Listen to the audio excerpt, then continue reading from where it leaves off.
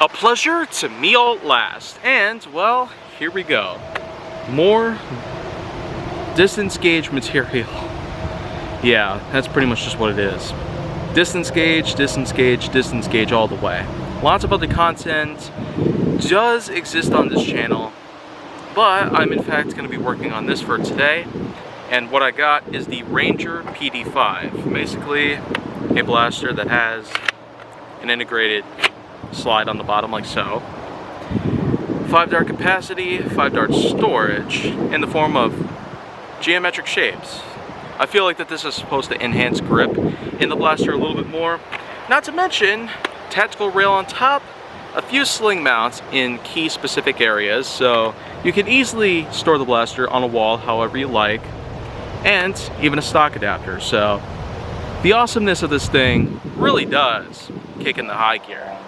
But we're not really going to be here to talk about that particular trait. Instead, what we got to offer for today is a distance test using a gauge in the form of a 100-foot long meter from Milwaukee Tool. And in this case, we got Ranger primed and ready to go.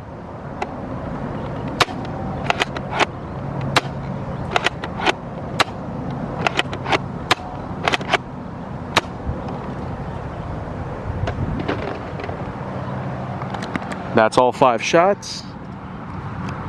Not the usual 6, but it'll do.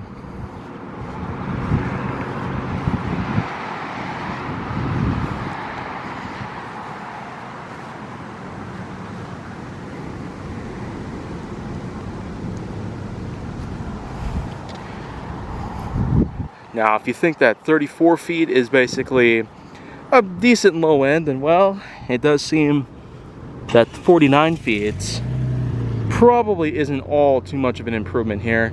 But when we get to the top position, the highest point that a dart has reached with this blaster, we get up to 56 feet. So the fact that you get 56 feet with this exact test, it only goes to show that for some users, performance may vary, and also the distance between the dart from the blaster to the ground or to your opponent. It may travel different ways. Wind might affect it in many ways. Weather could also be a distinction. But no matter what the case may be, I do consider the Ranger to be really good for what it is in general. And that's basically what we get when we range test a Ranger PD5. I'd say this exact blaster, of all blasters released in 2022, it probably isn't at the highest possible mark from its own lineup.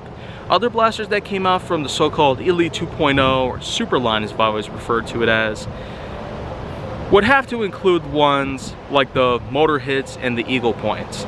Blasters like those were amazing to get in 2022, mostly because of their cheap price. And I do feel that with a lot of things going on right now, we're probably going to be facing some similar issues out there.